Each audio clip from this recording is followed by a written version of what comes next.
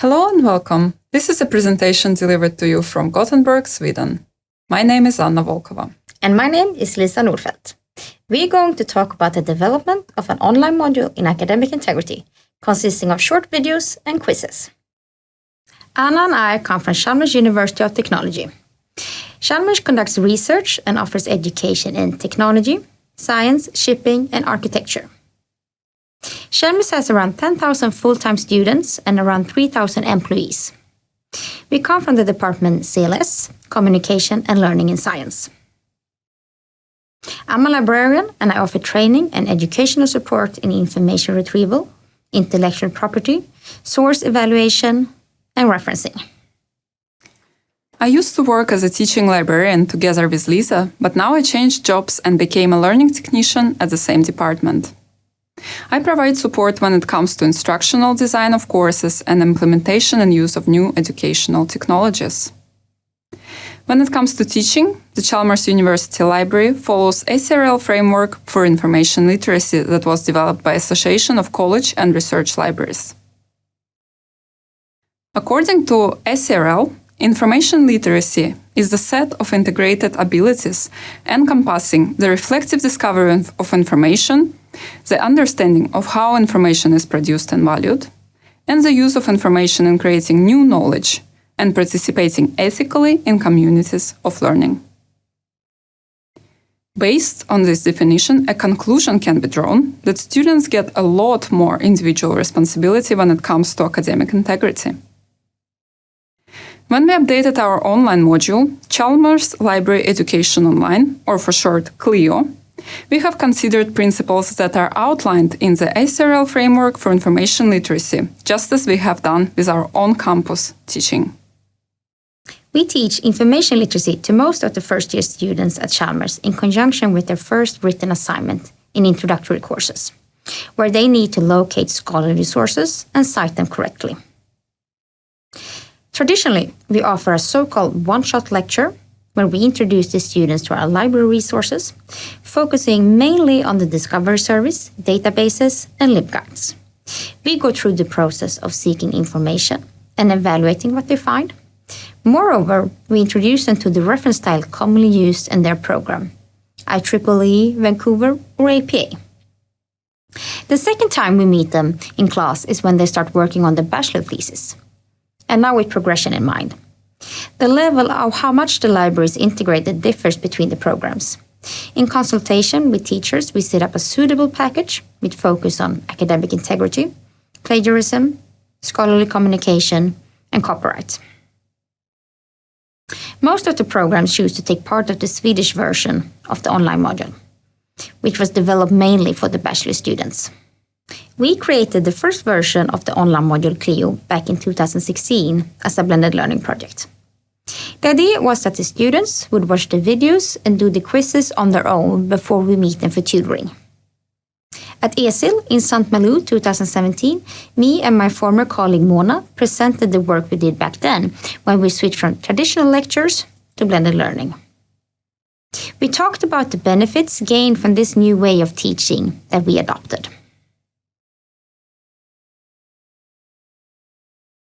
After we received good feedback in the course evaluation that went up from 2.46 to 3.20 after we switched to using CLEO in tutoring sessions, more bachelor programs became interested and wanted their students to take part of the online module. But as it is with most technology today, CLEO needed to be updated. And as Chalmers changed learning management system to Canvas in the autumn 2019, it was a good time to switch from previously used platform edX to Canvas. Now the students have an advantage of accessing CLEO more easily. We have recorded new videos and updated the quizzes. I am in the Swedish version and Anna is in the English one. CLEO focuses on academic integrity and consists of 4 themes: source criticism, referencing, plagiarism, and copyright. Our in-house experts from the blended learning team recommended that the optimal length of a video should be around 6 minutes, so the videos in CLEO are quite short. There are ungraded practice quizzes after each video that are interactive, automatically corrected, and provide immediate feedback. This makes students more active and gives them an opportunity for a deeper reflection on academic integrity. To pass CLEO, they need to take the final test and score 8 out of 10. And CLEO is created as a module that is easy to integrate in other Canvas courses as a whole or by a specific theme. Here is a screenshot of a video where one can read, "My name is Anna and I'm a leaver in the Chalmers." Yes, along the way some silly things can happen.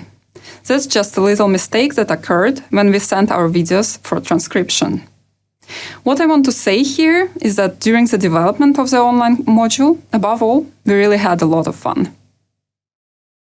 We were happy with the recording of the videos, since we also got a lot of professional help from our colleagues at the blended learning team, which I recently joined.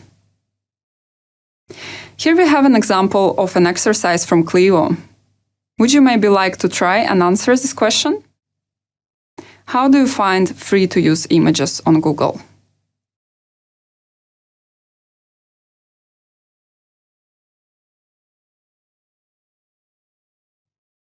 So, once you have responded to all questions in the quiz, you get direct feedback, which, as we all know, is very important for learning. And, as you probably noticed, the options for usage rights in the Google search have changed by now. It's a good example of how often platforms are updated. Since we changed the platform for the online module, we needed to make sure that the new version of CLEO and Canvas was user-friendly. In the autumn of 2019, we have conducted several user experience, or for short UX tests, with a sample of 7 students, 3 of which were master students. We used UX method, which is called thinking aloud. The students were asked to comment everything they did and saw on the screen, while they interacted with CLEO.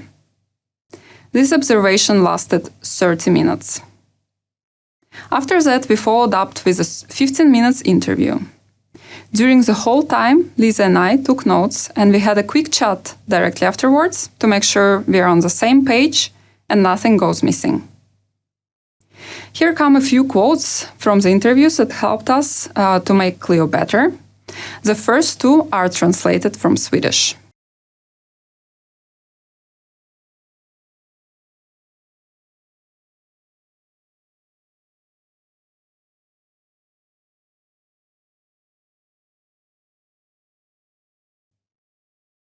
So, for instance, now we also show answers directly after submission, even when students do not answer correctly.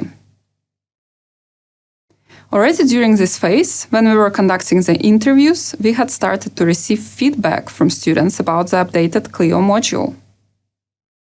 For example, the master students we had met were confident that CLEO would be very helpful when they will be writing their thesis. They felt that there is a certain lack of knowledge when it comes to information literacy among their peers. And when it comes to UX tests, here again we got some fantastic help from our colleagues at the library and CLS, Christine and Karin, who also interviewed us in episode 19 of their podcast Greppa UX in the beginning of 2020. Lyssna på Greppa UX.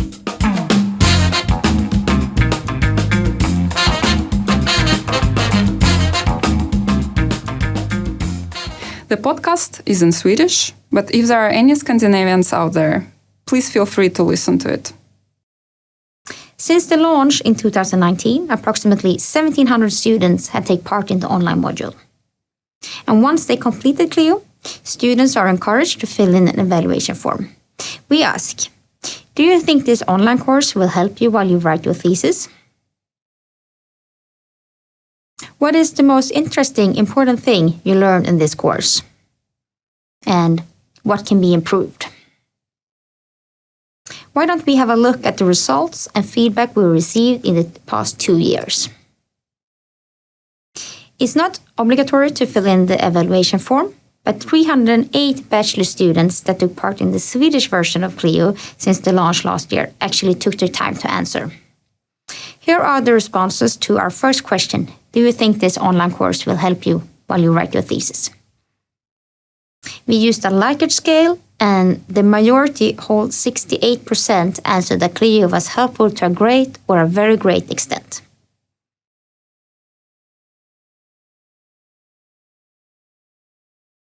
And here is some feedback from our open-ended questions that we translated from Swedish.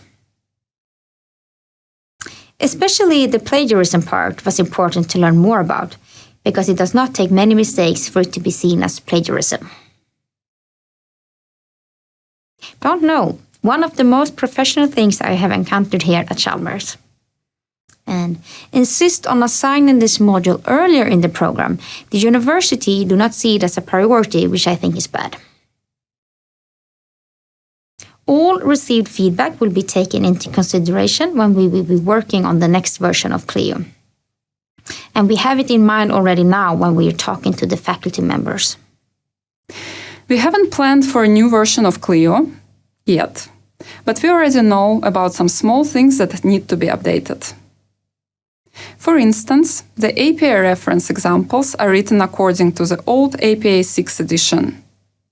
We have also updated our LibGuides, so some of the screenshots we used in CLEO are now outdated. And as I mentioned earlier, options for usage rights in Google Images search have been updated, among other things.